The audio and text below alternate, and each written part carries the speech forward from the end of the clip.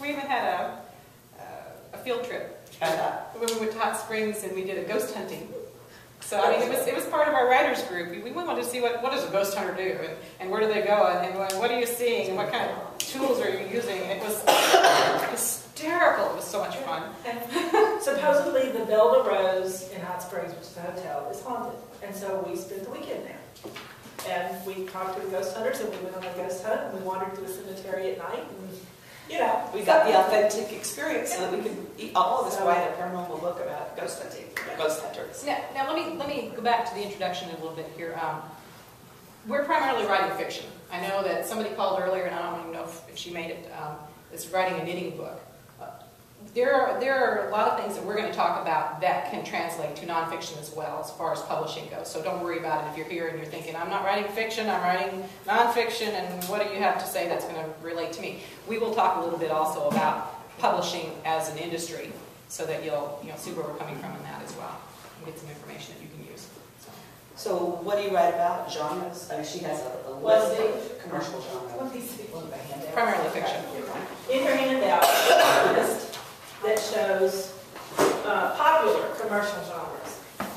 Action and adventure, children's, young adult, drama, erotica, fantasy, gay, lesbian, historical, horror, mysteries, thriller, inspirational, romance, science fiction, westerns. I mean, you name it, and that's there's just the genre for you. And that's just fiction. You got the nonfiction side where you got the how-tos, the memoirs, the other kinds of things. And since we're primarily romance authors, I want to throw in there that romance has subgenres of everything I just named.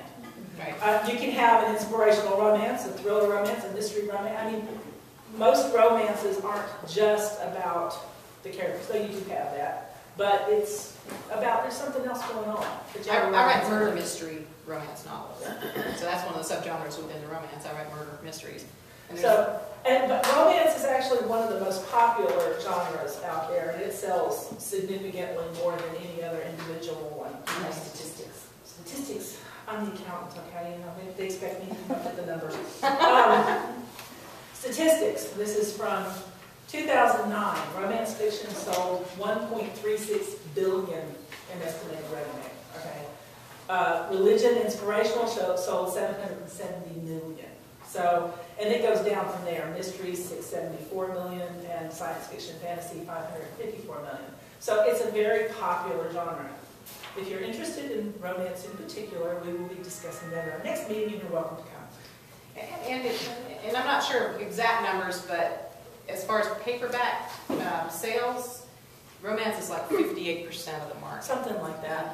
And when you look at, just straight mystery or straight children's books, you're looking more like 15%. Romance sells more than any other genre except for movie tie-ins on my list. But if you think about movie tie-ins, you're thinking about, Harry Potter, Twilight. I mean, those have got phenomenal followings. So that's the types of genres. And that doesn't mean you have to stick to one genre. I mean, you can have a murder mystery that's also paranormal, or you can have an inspirational that's also, murder mystery. So long as you can mix them. So long as the publishing house that you're targeting has a way to market your cross-genre, project, then yeah, you can sell anything. I mean, they like cross-genre so long as they can figure out where to as put long it as in they the can figure shelf. out how to market it. Sometimes some stories they look at it and go, I love the story, I can't market it. By market, we mean, where do I put it on the shelf? Right.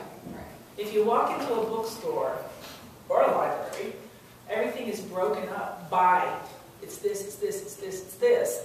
Well, if you've got something that needs to be here and over here, they're not sure how they're going to put that on the shelf. So that causes issues.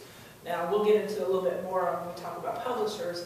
E-publishing is one place where you can mix up the genres a little bit more because there's not a physical shelf to put it on. Okay, a little differentiation between romance, like I write murder mystery romance. Well, what's the difference between that and writing a murder mystery? Well, romance, in the industry, with the romance industry, happily ever after. No leaving it hanging, happily ever after. You get your conclusion and you're satisfied.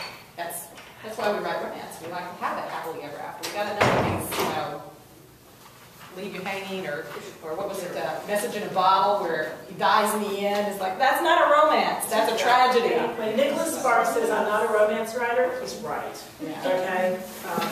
And people will say, oh, but Romeo and Juliet's the most wonderful love story there ever It's was. not a romance. It's a love story. It's not a romance. It's not a romance. It's not a romance. It's a tragic love story, but it's not a romance. As far as today's publishers' standards. So.